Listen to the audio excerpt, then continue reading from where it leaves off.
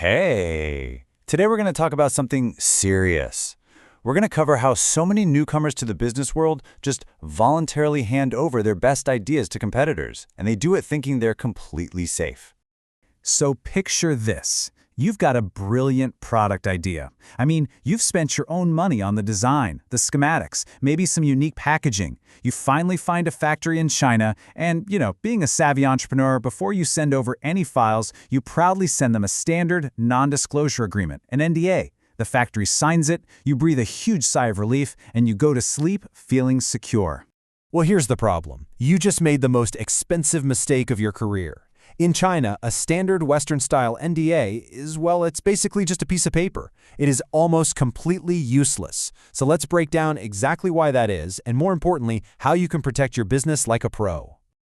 All right, let's get right into it. This is what I call the illusion of security, and we're going to see exactly why your Western NDA fails so miserably in China. So why won't that NDA you downloaded protect you? Well, it really all boils down to the reality of the legal system over there. First off, most of these agreements are just generic templates you find online, and they're written under Western law. And second, they're written in English. Now have a look at this table, because it really lays out the disconnect perfectly. A typical Western NDA, it's in English. A Chinese court, they require Chinese. Your agreement probably cites US or UK law. Well, the court only recognizes the law of the People's Republic of China. So what's the result? Enforceability is nearly impossible.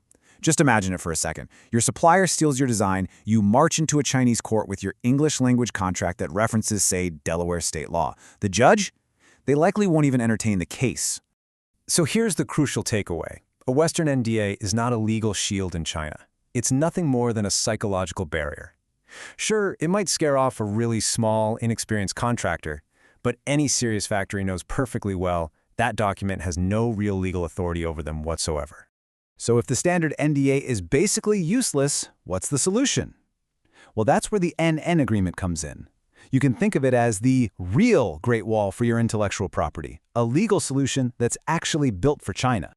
See, in China, there is a much stricter, much more specific standard. It's called the NNN agreement. These three letters are the key to saving your brand, and they create a really powerful three-part legal shield. Let's decode what these three letters actually mean, because this is where the real protection is.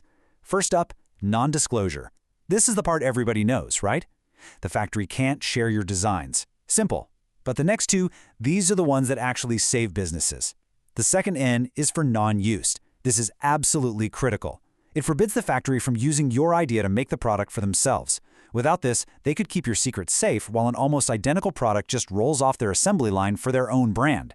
And finally, that third N, non-circumvention. This is your shield against a direct stab in the back. It stops the factory from going around you to sell directly to your customers or from undercutting you on marketplaces like Amazon.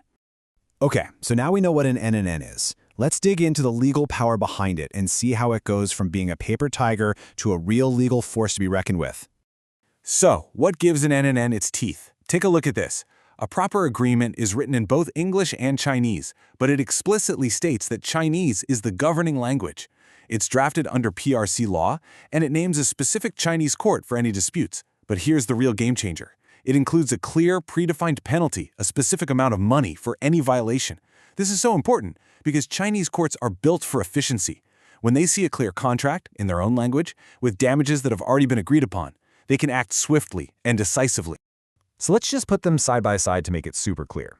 The standard NDA, it's a psychological tool, at best, written in English under Western law with vague consequences. The NNN agreement, that's a legal weapon, written in Chinese under PRC law with specific, enforceable penalties. The factories know the difference. And that is exactly why an NNN commands respect for intellectual property, where an NDA just gets a polite nod. All right, let's wrap this up. It's time to talk about how to play seriously and actually protect your brand for the long haul. So, what should you take away from all this? First, a standard NDA is an illusion of security in China. Point blank. Second, an NNN agreement is the real, enforceable legal tool designed for that country. Now let's be practical. If you're just testing the waters, maybe buying standard, off-the-shelf phone cases, you probably don't need a complex legal agreement. But If you are investing real money in development, if you're creating a unique design and building a serious brand, you have to protect it properly. And this brings us to the final piece of advice, and it's a big one.